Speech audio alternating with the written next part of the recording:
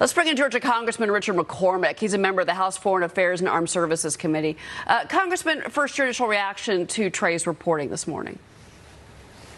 This is bad stuff. Whenever you do urban warfare, as we learned in Ramadi and other places, it is going to be nasty stuff. It's very dangerous for even highly trained soldiers. They're being very innovative. They have some really neat techniques that they're using right now, but there is no getting around it. There's going to be civilian casualties.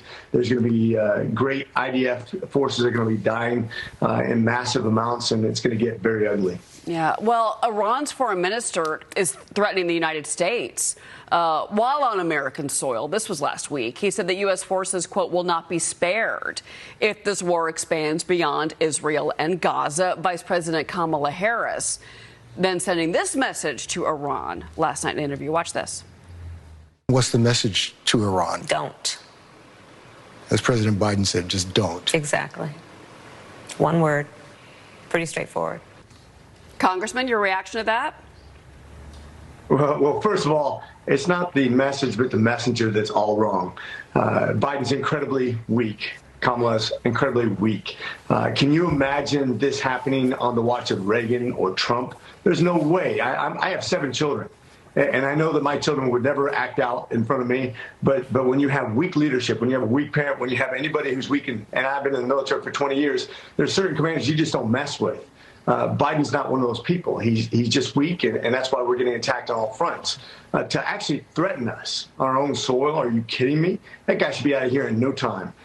There should be clear indicators that there are consequences to your words and to your actions. I remember when we attacked Libya, Reagan never warned, he just did it. And he showed people he's not messing around. Yeah, well, and again, obviously, because of the tensions in the Middle East, of course, they need to come in and say something. But her just to say don't was a little weak. That's just my opinion. But I've got a former Georgia congressman and, of course, a veteran as well, Doug Collins, on set with me. I believe you two know each other, so I'll just step aside. Doug, go ahead. Hey, good morning, Rich. Good to see you. Hey, one of the things, too, is we should also take away that visa right now. He should go home. I mean, again, he can make those speeches, political speeches from Tehran. 2 things, Rich, and you and I both know this from service in Iraq. This is for people to get a context of Gaza, this is Fallujah even at a higher level. And I think we need to make people understand that. But also the second part, how much is a concern on Capitol Hill about as Israel moves more into Gaza, the Lebanon Hezbollah faction, which you said they would act proportionately, would play into this?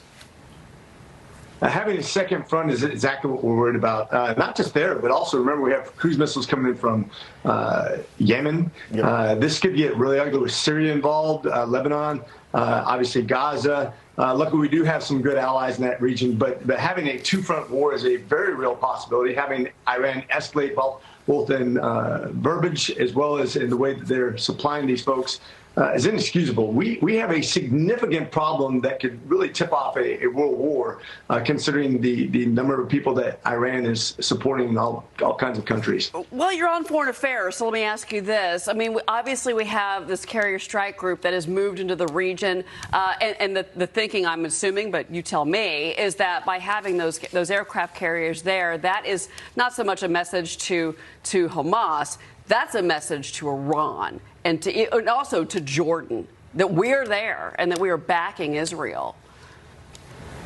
We are there. It is not just a deterrence, though. They are actually shooting down missiles that are coming inbound. They are also a target, though. By being a deterrence and being strength in theater, they also can be targeted. We remember back in the day, Tripoli was hit with a mine. We've had troops attacked that have gone there as deterrence before. So these troops are in harm's way. Keep them in your prayers because this could escalate very rapidly. All right. Liz Peek, go ahead.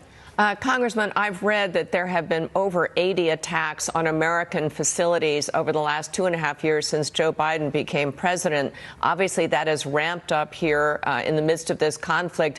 We have hit back, according to Jake Sullivan, by bombing 2 warehouses. What is your response or your view of that being an appropriate kind of response to stepped up antagonism from Iran? If you come after us, you're dead. That is the appropriate response. My understanding is when we hit that site, Nobody got out. We had reapers overhead too, and if you escaped from there, we would see you, we would take you out. There should be no excuse. You attack our American troops, you're dead. That's the message I would have. And I don't think there's any way to get away. And I think our intelligence is very good. We should be coming at them wholeheartedly. There should be consequences to everything you do. And, oh, by the way, don't forget that this Biden leadership also puts our people here in America at risk. When you have 1.7 getaways, 1.7 million getaways in America, if you're a terrorist trying to get into America, you know you're going to be trying to hide out. You're going to be doing something bad to us. Biden's policies are all wrong for our safety. But well, we have a border czar. But, not to make light. She says don't we? Don't. Actually, that's what they said about coming across the border. Yeah, don't. Didn't work then. It's not working now. Yeah, don't. Congressman Richard McCormick, I will keep Doug Collins in line for you here in New York, okay? No Good chance. luck. No chance. No There chance, you go. buddy.